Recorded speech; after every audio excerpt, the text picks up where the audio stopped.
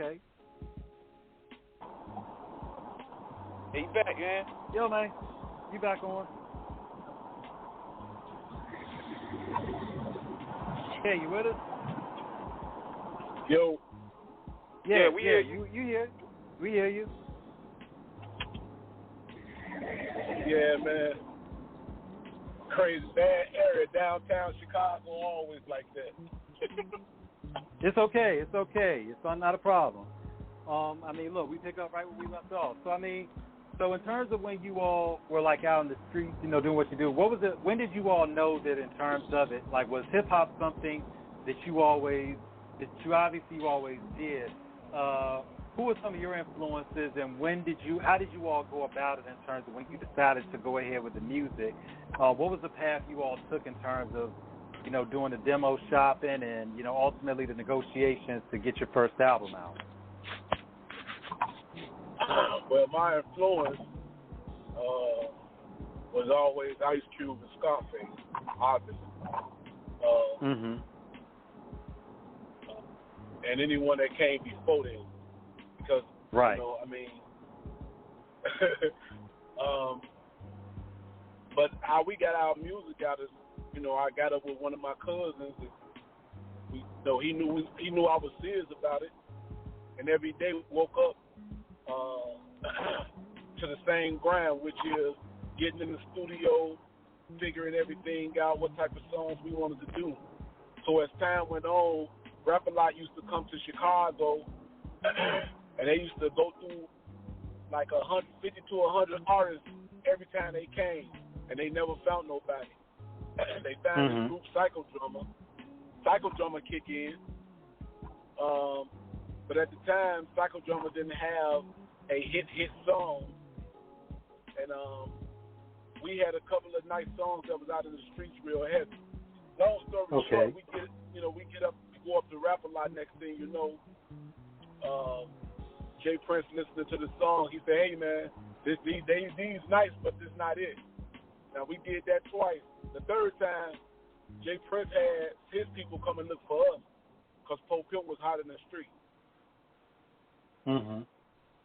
Now, pretty much, was there a mixtape circuit going on in Chicago back then, AK, or was that a situation where you just recorded the song and it just started moving around on the radio or this, that, and the other? Yeah. We just started recording songs. We was recording singles back at the time, you know. Okay. And just having fun with it. Yeah. Now, when music reflected on a lot of fun too, because you know we all came out around a time where, you know, rap was real serious around the time. Like it was about throw your guns in the air and all that. Y'all came with the smooth tip. Yeah, you know, we came with what we come from. We came with the vibe of what we come from, what we was seeing, and what was going on with us. And there was some player shit. You know what I'm saying? We was like, man, and look, you know, when we come, huh?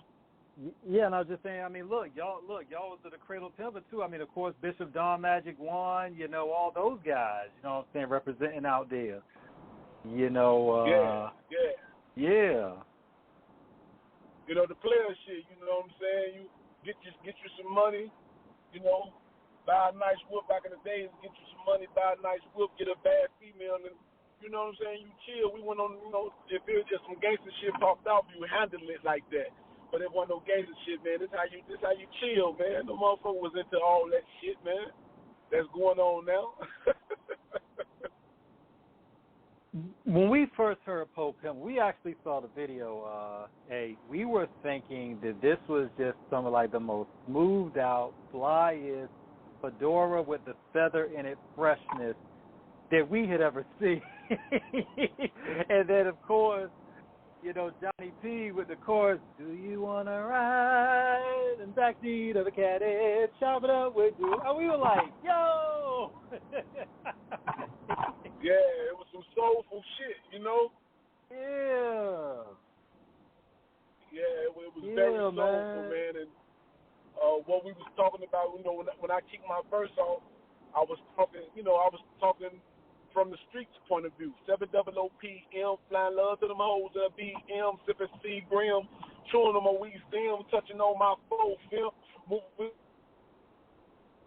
Pimp, spree to the phone with a slow limp. Like, the shit was just real.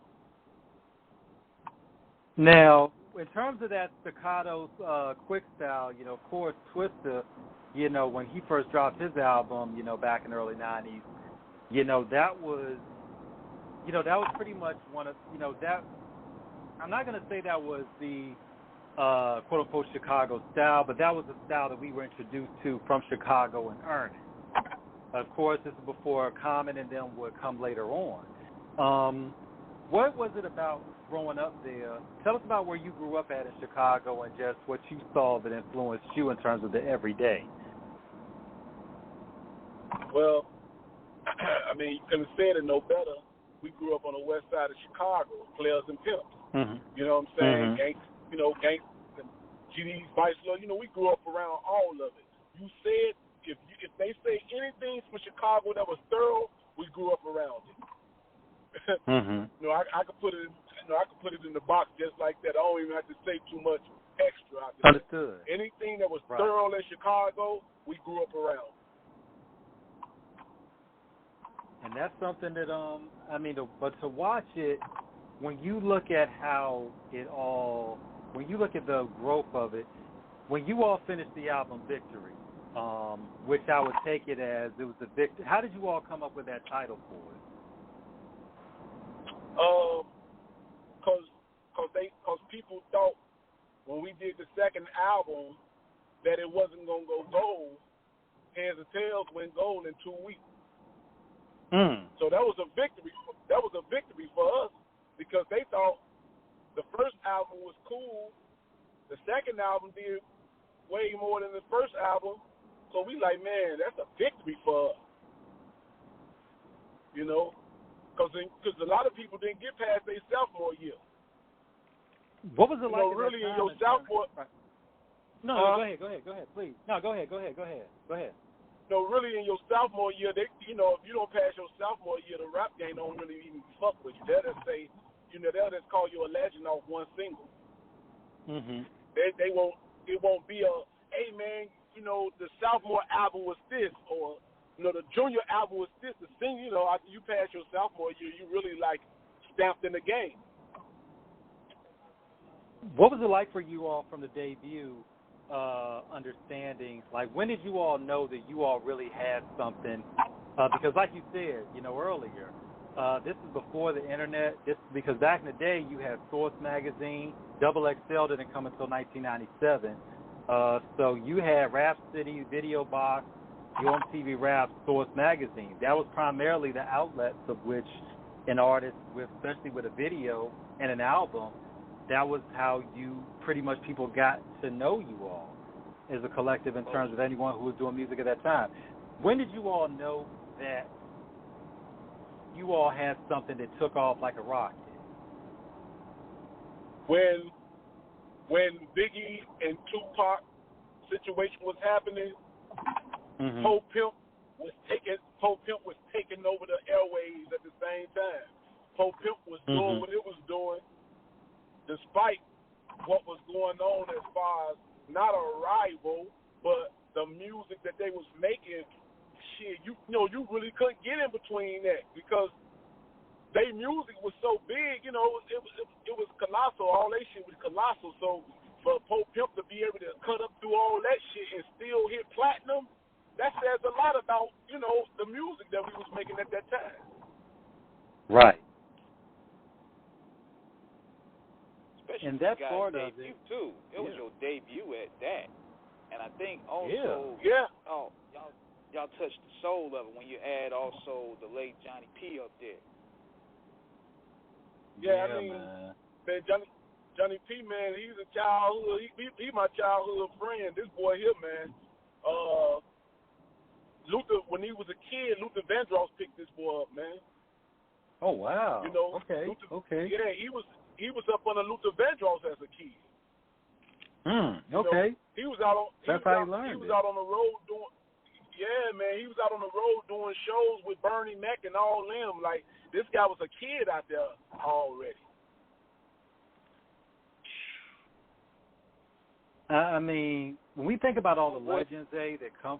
Yeah, I mean. Yeah, he was like 17, 18 at the time. It was kind of like around the time where Danny Boy was also coming out. It's like these guys were like With Death 17, Row, yeah. 18, was sounding like grown men. Yeah, I mean they was handling they was handling that R&B like a grown man. Like, man, that, you know, when you heard them, you said, oh man, this is something to be, you know, reckoned with. What did you all learn about the business as you were going along in terms of negotiating contracts, in terms of the process of promotions, studio, getting? I mean, what was that like at that time when you all really, you know, saw how the game worked? What I really learned from the game after seeing how it worked was, you know, it was all really about all business. Like the music is yours. I feel like this right now. At the end of the day, no matter how the contract was signed, if an artist did the music, they should have 100% of their publishing, and they should have 100% of their writers, especially if they wrote it. You know what I'm saying? But in the business, in the rap game, it wasn't like that, but it should be like that.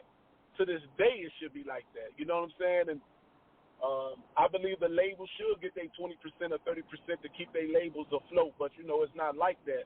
But when we have learned, man, get you a lawyer. We learned that in the game. Right. And, you know, we learned, you know, get you an accountant and, you know, and have everything going in a direction you needed to go in for you to level up to the next level. What you said, AK, is something that what you said is true, because a lot of I remember this was in a Source magazine. This was years ago, and they were asking different artists, about what they would like to see in the game. And Coolio said that every artist should get at least $1 back from every record that they sell. And I think that's something that a lot of people don't understand about the music industry, because everybody thinks that a lot of these artists are so rich. But the reality is a lot of that comes from their upfront, you know, signing bonus in terms of, you know, what their deal is. But that's also money that they have to pay back to the label in terms of an advance. When you look at an artist like, you know, rest in peace, Whitney Houston, Mariah Carey, I think they were getting at the most, like, I think Whitney was getting like maybe like 85 cents to $1 for every record she sold. I think Mariah was right up in that area too. But that was considered, like, back in the day, especially the 90s, that if you got $1, if you were at least getting 95 cents on a record sold, you were like doing it, especially if you were popular. Yeah. Definitely you was doing it. Yeah. In terms go ahead, but in terms of that era of the 90s, so there's, of course, you have Tupac, Biggie, of course. You have Nas. You know, Jay-Z's really beginning to get out there. What was just the whole feeling like in terms of being part of such a, what some consider the second golden era of hip-hop, in terms of from where it started in earnest in 1994 to, some people would say, 96, 97. And you all were a part of that and had 2 albums during that process of it. Did you all know that you were going to be in a transitional period of musical history of such colossal contributions to the culture? No. You could have told me that. You know, I had, you know, you dream about it, you think about it, but I know we planted seeds, and we watered those seeds the right way, so we got back what we put out.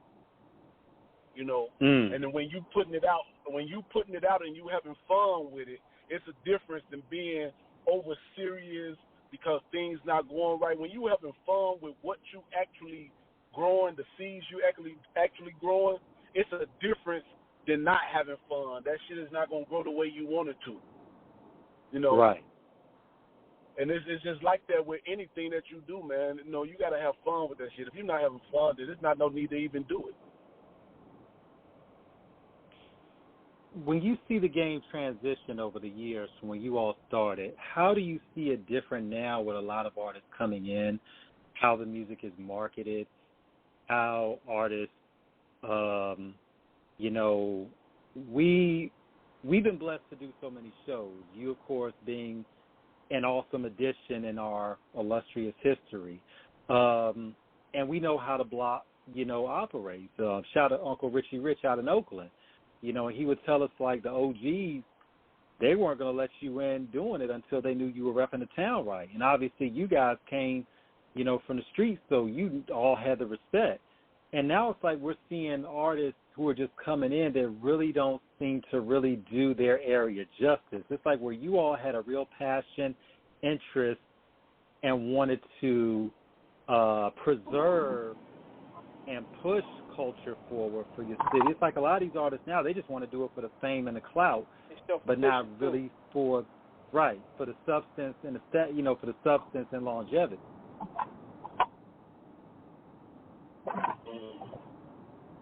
Yeah. Where do you see the game? How do you think the game changed? Where do you think? I was going to say about that. Yeah, a lot of that comes from being self-sufficient. You know, a lot of them dudes, they came up different through social media, not really having to interact with the people. See, you guys, just like you said earlier, got it in through the mud. You had to hit the town, shake hands, kiss babies, hit the yellow pages. You know what I mean? Take the meet and greets and all that stuff. Them dudes ain't had to do none of that. No, saying that would separate the game. I'm gonna give you something. I'm gonna give you something real. I'm gonna give you something raw or realer than that.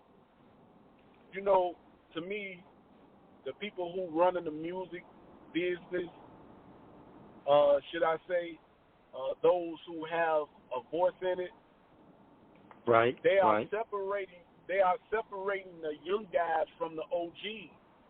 The reason they separating the young guys from the OGs because they don't want the OGs to give the young guys the game, so they don't have to go through what they went through. Right. So they want these young guys to come in so they can just say, "Hey man, yeah, don't talk to him because he hating on." You know, it's a cycle they try to put out there to the point where if I seen one of the young guys and I knew he was going to sign a bad contract, if I was there, I would tell him, "Man, don't sign that contract. Go get you a lawyer." Mm-hmm. You know, those are the things they want to stop the OGs from helping the shorties on. Yeah, I would say and that type of OGs as well, like the old type of OGs that's willing to give the guidance, because you know, you even see in today, we was talking about it before you got back on the air, a lot of the OGs, they too busy caught up in the clout matrix. Man, you ain't said nothing wrong. You know, yeah, and it's cold-blooded that they are because they make the game, you know, if I'm a shorty looking at the OGs chasing clout, what you think I'm thinking? Shit, I must be doing something right. Understanding the streets as you do, and you've seen a lot of rappers start getting into situations where, and we're not talking about Biggie and Tupac. That's a horse that's been beaten so many times to death.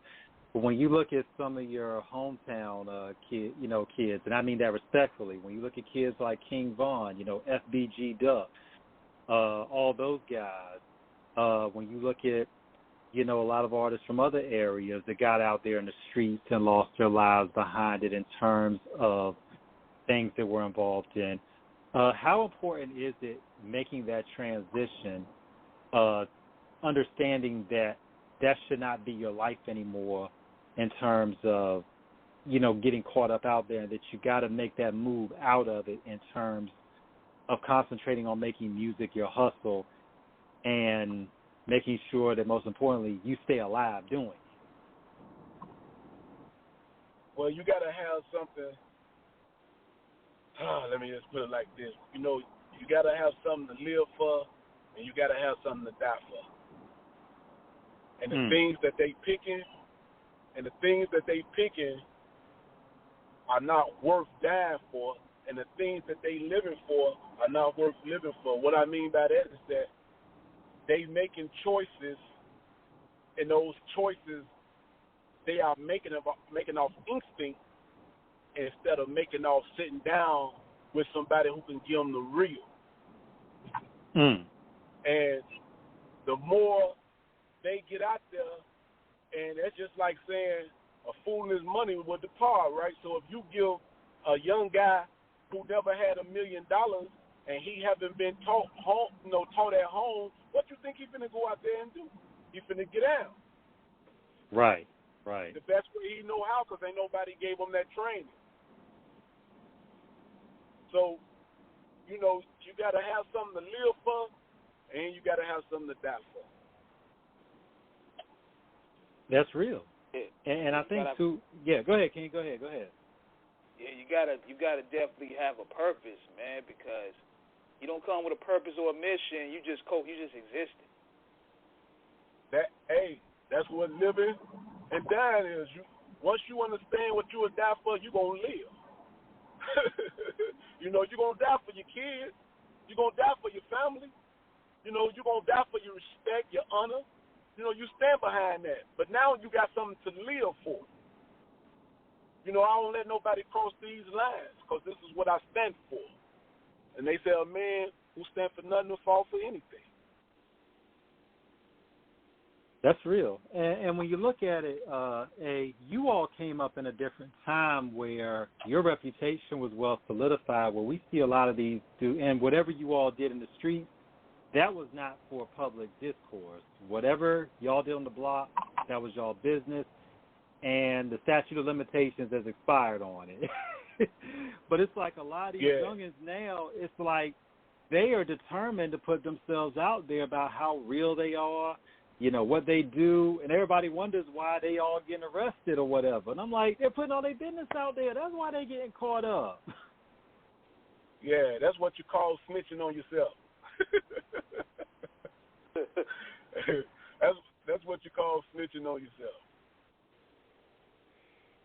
There's no way in the world you go out in the street and do something knowing already it's something super illegal in the feds or the state can jump on it. And then you go in the studio and you start rapping about it. Come on, man. Yeah, and that's something I think when we look at the era of what we live in, we're all older. You are an OG who we respect tremendously. You're a part of that legendary guard. And we grew up listening to you. It's not to make our generation sound like we were the best, but I think in terms of the music we listened to at our time, it raised us differently in terms of the message and how we were able to disseminate the wisdom you all gave us, how you all articulated to us and how we received it. And as we've seen over the years, the game has changed. And that's not to say hip-hop culture is dead, because it isn't. The culture lives forever, and hip-hop music lives forever. Good hip-hop music is still out there.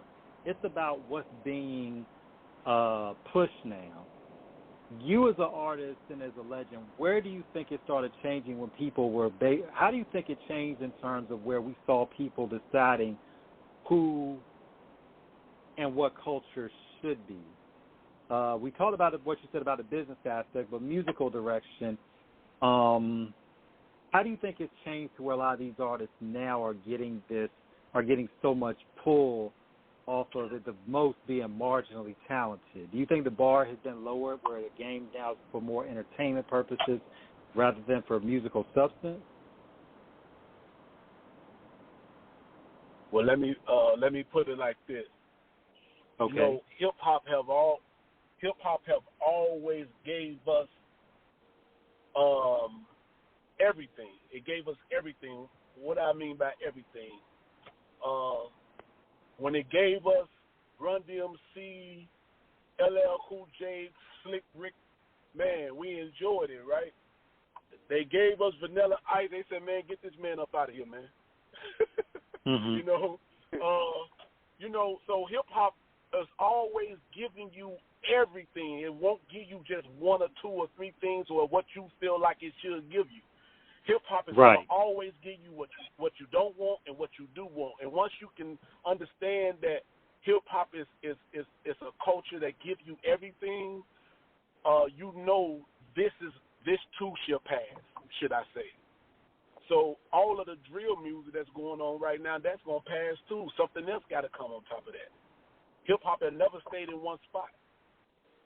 That's true. So much evolution. I look at it as, too much evolution. There's too many different regions and too many different participants. Yeah, you hit the nail on the head. There's going to always be somebody come in and change the game. And we have seen it many, many of times with hip-hop. People have changed the game. And so, they saying right now the drill music is big in hip-hop. At the end of the day, the same thing that happened with East Coast, that happened with West Coast, that's happening with the South right now. It gotta evolve. It got to. Ain't no way around it. Yeah. I think one thing we miss about it growing up is that there was variety. I've heard this saying, and I have always believed in it. Me being a magazine head, I still buy magazines, for who still prints them. And they, there was a saying I read online, and they were like, the real hip-hop heads are not listening to the radio. They're reading magazines. They're reading the blogs. They're even watching YouTube in terms of who the new artists are coming out. And when we came up listening to the radio, it was a variety of artists. It was a variety of R&B. It was a variety of hip-hop. The song, it wasn't a playlist. DJs had the freedom to play what they wanted to play. If a song caught on organically, then you played it because it was popular. But it's like now, how do you think the business of corporations buying these radio stations has changed it from where the radio stations used to be independently owned and operated? Well, you got to understand that the reason they brought the business of the radio was to be able to keep the masses where they want them to be at. Because we know with certain music, I just got to keep it 100. If I don't keep 100, it ain't gonna be right. We know with certain music, it have kids to do certain things because it's dumbed down. The kids are not. To me, they're not really rap tight as far as intelligent enough to say, oh, don't do this or don't do that, because the parents not in the house anymore. So they're going off of whatever instinct that comes. So now they're listening to this music. They listening to this music feeling like, gee, we can do this without no consequences. So now they building more jails for the same thing they doing. That's why they taking over these radio stations. That's why they brought all the radio stations. We finna feed them this. We gonna feed them the worst music we could feed them. And it's wild, yeah. And it's crazy because we heard hard shit growing up, but it wasn't like it was glorified. It was like telling a story. But even when, but there was like when I think about with Wu-Tang's Triumph, and I think about that opening verse that Det came with, and I was like, this was hip-hop perfection with that first verse.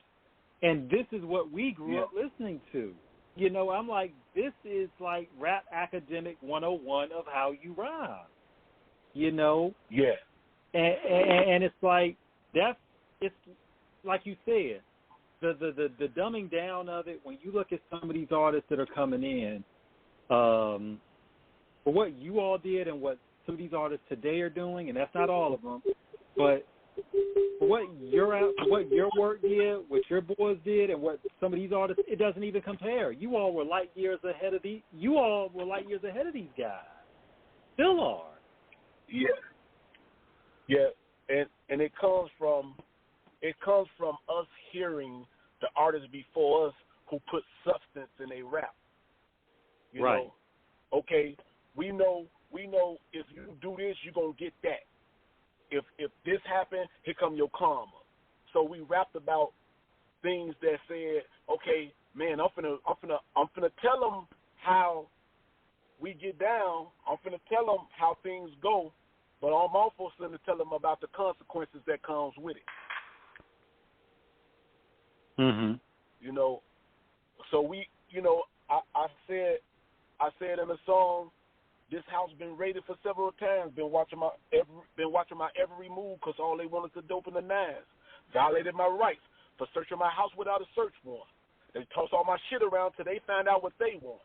You know, so we, you know, we gave them substance. You know, we gave them substance. Like, man, these police ran in my house, man, and tossed all my furniture around and TVs off the, you know, and man, they done tore up the place without a search warrant.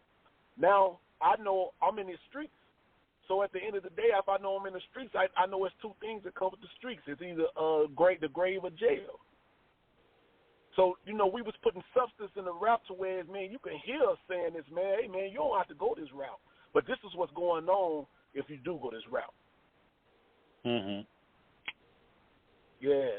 Yeah. It's about substance in your rap, man. It's about substance in your rap. Now, with you and the rest of the crew members, like, what is the key to you guys sticking together, man? Because, you know, in this business, man, everybody always wanted to either go solo or, you know, people getting other people ear and crews break up. Like, what's the key to you keeping you guys together all this time? I mean, you need a foundation to stand on. And our foundation is God. You know, say that. Yeah, you need a foundation to stand on. And when everybody's not on the same page, all we got to do is go back to God. You know, and it'll straighten itself out because foundation always straighten you out. You know, and so you can not to cut you off. No, go ahead. You can get out of your own way, and you can get out of each other way when you got foundation. That's, you know, to see you all still have that unity that you had over 25 years later, to see you all still here, you know, of course, you know, it's a testament to brotherhood, to friendship, to family. And that type of loyalty to each other, I'm not going to say it's rare because you all came from a generation that was what it was. You know, there may have been issues, you know, here and there. Even when the Wu-Tang had issues, the Wu-Tang never broke up. There were disagreements. We can say that on air because it's been documented. But the Wu has never said, like, we're just breaking up completely. You know, that never happened. You know, Smith & Wesson, shout out to them. Tech and Steel, they're still together. You know, it's Onyx, they're still together. You know, they never broke up. You know, these crews, they never break up. You know, they've all maintained it. But as you all really began to see the growth of what you were doing, what was it like traveling the world and seeing other countries and just going to different places and seeing how you were received and how hip-hop culture is outside of the United States? It gave us a broader outlook on how other people look at the world. So we didn't have to look through it just through our lens, but we looked through it through their lens. So we got a different perspective from the people we meet and greet and take pictures with, and they give us their thoughts on how they see the world, and you get a chance to bring that back home with you and, you know, and marinate on that and say, man, I could take that and use that. I could take that and use that. And that's why they say your work is your net worth. Who you rotate with and how you rotate with people give you a great outlook on how you should deal with life when it comes at you sideways. I mean, when you thinking about you all with Rap a Lot, and of course, shout out to the old man we call respectfully Jay Prince, the OG, you know, the main man of Houston. What was it like sitting down, getting his wisdom, his guidance, his input? I read his book. If you ever talk to Prince, tell him King and myself have the art and science of respect. It's in our daily reading rotation. We absolutely love the book. The gems that he dropped in it were unbelievable, telling his story and things he had been through. Because Rap-A-Lot had been around a few years by the time you all came on. When you all had that sit-down with him, what was that conversation like, just about music and life in general? Man, I don't even know where to start when it comes to that. We got time. We got like 20 minutes. Go ahead. Jay Prince, I believe, has been favored by God. His walk, his talk is everything he say. He stand by it and he mean it. Everything that he ever told me came to fruition, and he stood by it until it happened. And then to this day, I can actually call Jay and say, well, I'm finna get ready to come to Houston. You gonna be there? He'll say, yeah. I make sure he know I'm coming down, man. We kick it as brothers, because that's what we are. We brothers. I call him my big brother. He call me his little brother. We kick it. You know, and at the end of the day, he shows you that, man, I got to say it for what it is. He show you that, man, all you have to do is have the faith in what you're doing, and everything else going to fall in place. I seen the man tell the people, hey, man, show me your biggest ranch with as much land as you can show me. And the lady kept on showing him the small stuff, and at the end of the day, he said, show me. That's when he's like, that passage in the book where he talked about somebody was trying to put a cap on his dream. So I was there at that time. Oh, wow. You know? Wow, okay. Yeah, I was there because he told her he had an unlimited budget. He told her money was not a problem in terms of, whatever he wanted. He just didn't want to find something he liked. And he told her, money's not a problem. Yeah. So when you go out on that ranch, man, you talking about serenity. You're getting real serenity out there. Now, here's the kicker. Okay. 1,000 acres. 1,000 acres. You know it was some slaves somewhere out there. Right. It was some slaves on that land. So this man done brought land back that slaves used to work on. Right. And this guy, man, he just a 100 stand-up guy, man. He stand behind his word 100%. If he can't do it, he not gonna say it. If he can do it, he gonna say it and stand on it until it's done. Has always just been Jay Prince, man. And to this day, man, him and I still we brothers, and nothing less, nothing more. That's my brother. Shameless plug. Tell him we would love to have him on the show. And I say that from one end, number one, because we respect him so much, and number two, we know how important it is because we've done this show. King, this is his baby. This is his brainchild. I've been part of it for the past 5. He started it 8 years ago. We've lost a lot of people along the way that we've interviewed. Shout out Badass, Louis Rankin, Gonzo. Snoopy Blue, Gonzo. We've lost a lot of people along the way, and we've kind of, in addition to the mission we've started with this, that he started, that I've been along with, and so many others that have helped us, we really, really, really want to give appreciation to those pioneers, to those legends. We're just putting that out there. We would love to have Jay Prince on the show. If, next time, just tell him about us. Because you are a lineage to that history, just like he's a lineage to your history. He was the one that gave you all the deal, just like you still have those dealings with him. So you both are, for us to be able to talk to the very people that we listened to growing up, AK, you have no idea how much of this is an honor and a thrill for us. To be journalists, to speak to people we actually know, love, and respect. You know, we grew. I mean, your music influenced us in the best of ways. It gave us inspiration. It gave us knowledge. It gave us insight. It gave us motivation to be the best that we could be. Man, and you know that's an honor because I say it like this: we just a reflection of one another. So when you telling me that, you saying it to me, that go right back to you, brother. And we are like. Hey, C-Max, I was going to ask him this, too, because we talked about people that we lost in 2022. And I want to ask him about Max Julien, because you had Max Julien in the Pimpin 2 video, man. What was that being around to do like that, man? Yeah, man. Yeah, we had Max Julien and Rudy Ray Moore. Dolomite and yeah. Dolomite.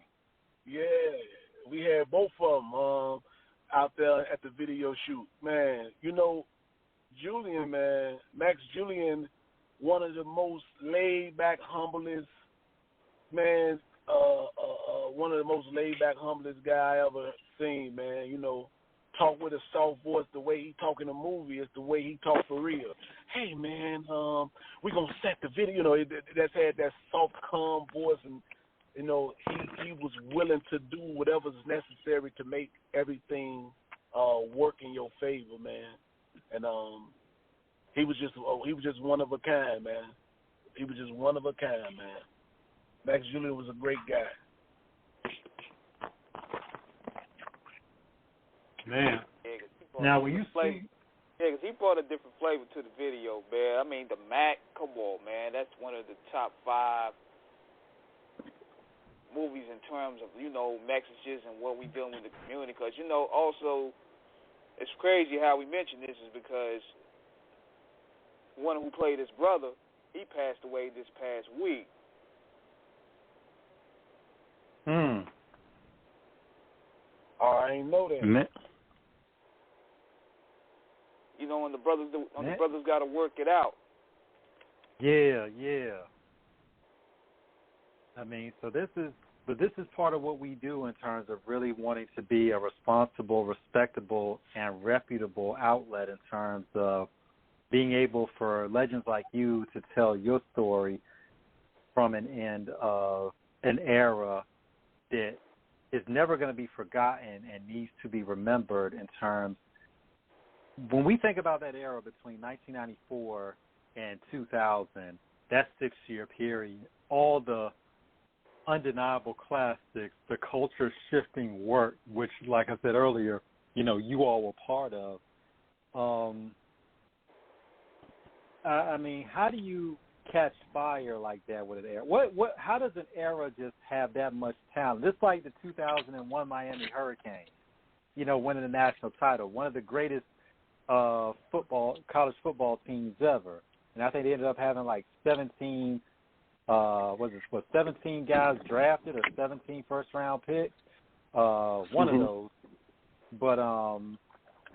But it's like, what was, I mean, how does an era just produce that much?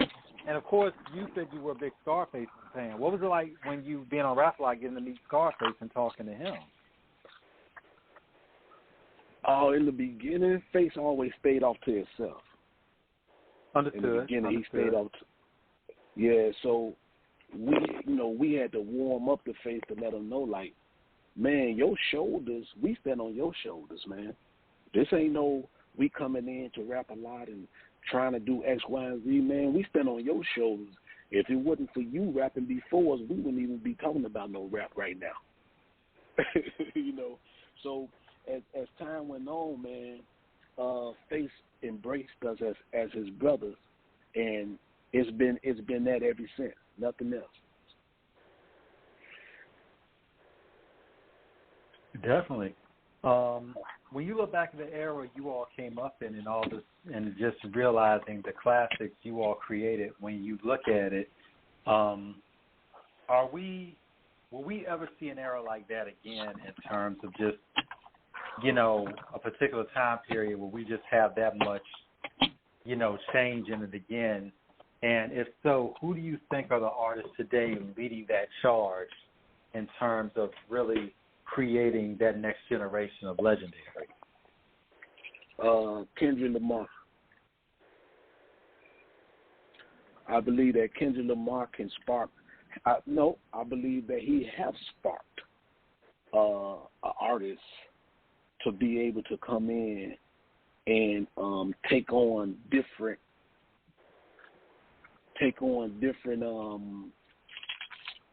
how should I say this?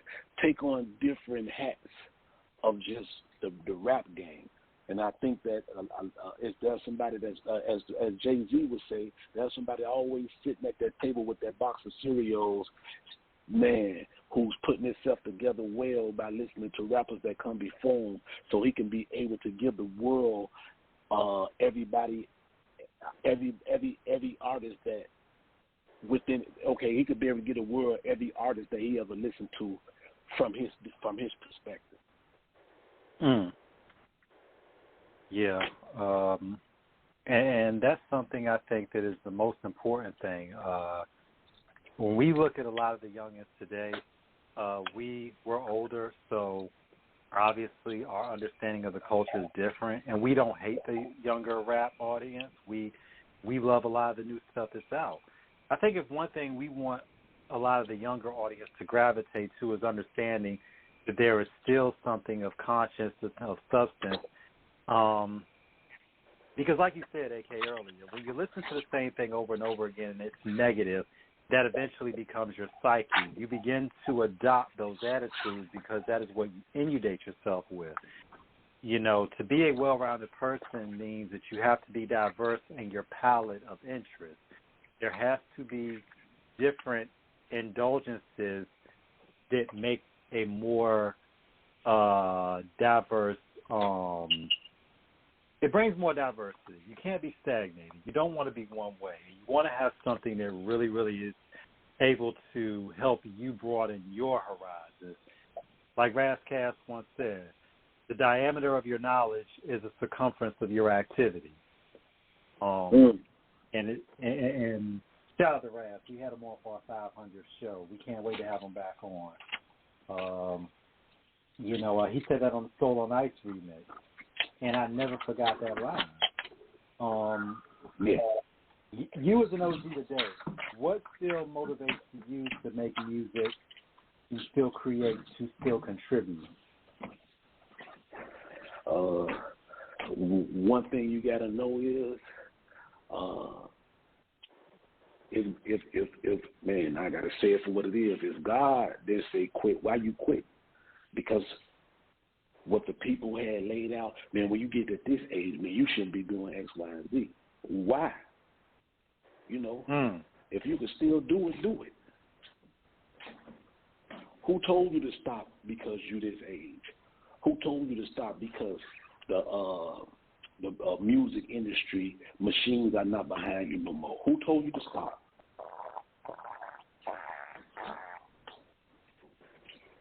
And that's real. We've said this on the show so many times.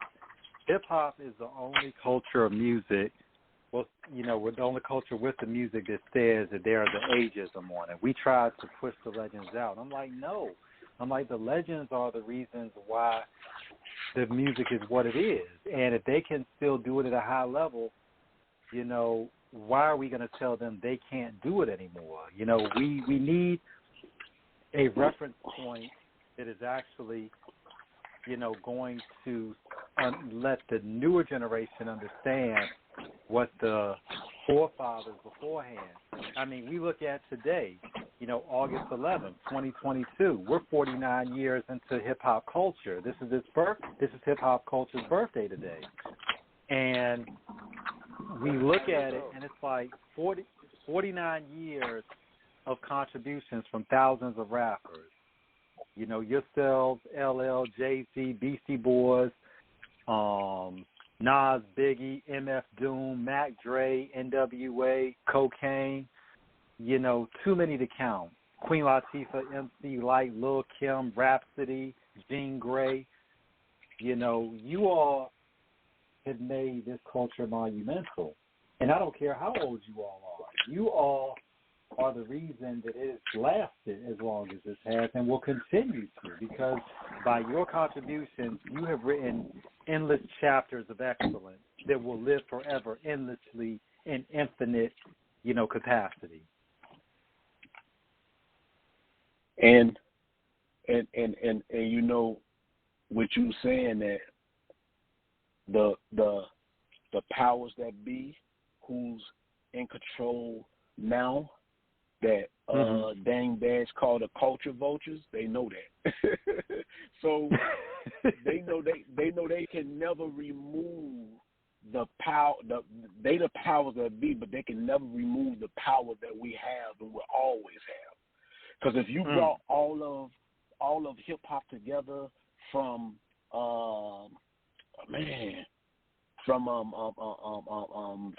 even before Run DMC them, all the way from Sugar Hill Gang, all the way back to now, you know, all the way back to now. If you brought all the hip hop artists together and just said, all right, we're gonna use our voice as one, the powers that be couldn't even do nothing. They couldn't even move. They couldn't say, well, we're going to do X, Y, and Z, because they don't have no artists to go off of. All we need to do is be one voice. All we need to do is be one voice. That's it. Yep. And, you know, like you said earlier, the one thing we want for a lot of the new artists to come up is to understand this. The era they came up in now, what's coming, it's a little easier because it's more you can manufacture celebrity, but you can't always manufacture substance. Substance is something you already have. And we want a lot of these younger artists to understand that, you know, because how many artists have we seen come in the past 5 years that basically they washed out? They had a buzz, but the music didn't stand on its own where, you know, it was able to really, really, like, make an impact, because now it's become so oversaturated, it's harder to really make your impact in it, let alone have staying power. You know, and a lot of them, they just resort also to now to having a lot of shenanigans online to try to make up for it. And it's like, dude, no, at the end of the day, your music is what lasts. We got a little bit of time, AK. Physical copies of records. King and myself, we are like devoted to the art of collections in terms of making sure that we have something tangible that we can hold in our hands. How do you feel about the paradigm of thought that physical records don't sell well anymore? You know, that's the way of the world, you know, and they following suit. But I think that at the end of the day, man, I mean, that, the album we just put out, The Storm, and there's people overseas asking for physical copies like crazy. And this is no exaggeration. At least a good 500 people call like, hey, man, you know, we need these copies. I'm like, okay, well, if these people want these physical copies, man, we need to get them. But see, you know, the physical copies leaving out of the hip hop world is just going with the it's just going with the waves of time. That's all. You know, and we really just have to respect that part. As bad as we don't, because for it to be tangible and you could touch, it's better than. And it excuse my language, it's fucked up because that.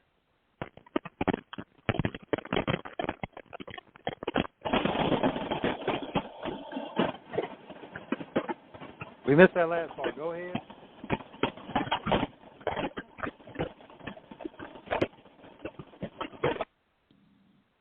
Hello? Yeah, we can hear you. Okay, yeah, they know taking away that the tangibles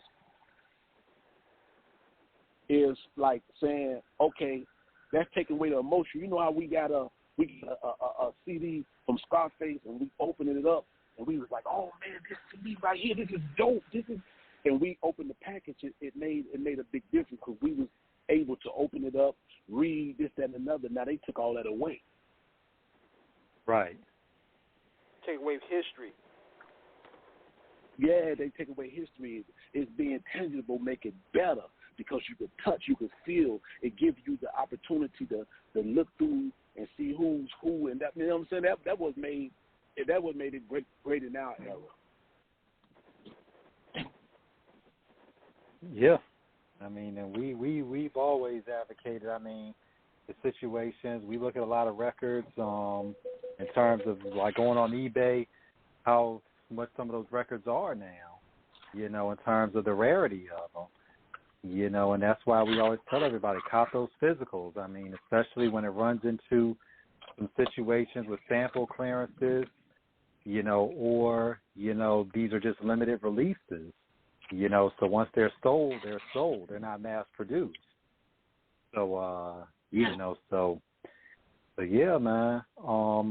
We're hitting at 11 o'clock. We don't want Blog Talk cutting us off when we're having such a bananas great conversation. AK, we thank you so much for this time, for your consideration, your courtesy. We love you and the crew so much. You're welcome back anytime. Plug y'all new project. Let everybody know where to find you online. Just go ahead. Hey, let's get it, man, before we get out of here. Yo, definitely you can find us online, akupdoit.instagram. That's akupdoit.instagram. Kyrie below zero Instagram. Hello. Below zero.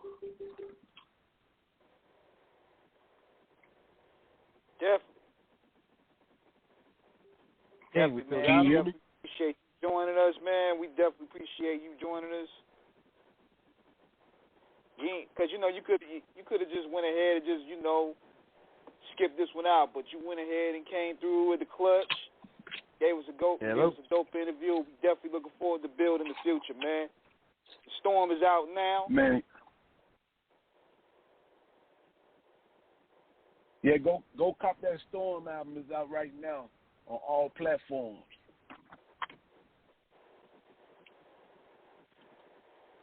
Definitely, man. Word. Definitely appreciate you joining us. Big shout out to Pat for making this happen. So we're going to catch you out tomorrow on the Rebound, same time, same channel. AK, we're going to definitely be helping you promote this thing. This project is dope. We're going to let the people know to get it right now. Even for you broke motherfuckers that want to sit there and stream everything and don't want to buy it, it's out on streaming platforms too. You already know. Definitely. Yeah, we on that note, we up out of here. I mean, another awesome chapter of author. 513 off the books. Yep. We out. Peace and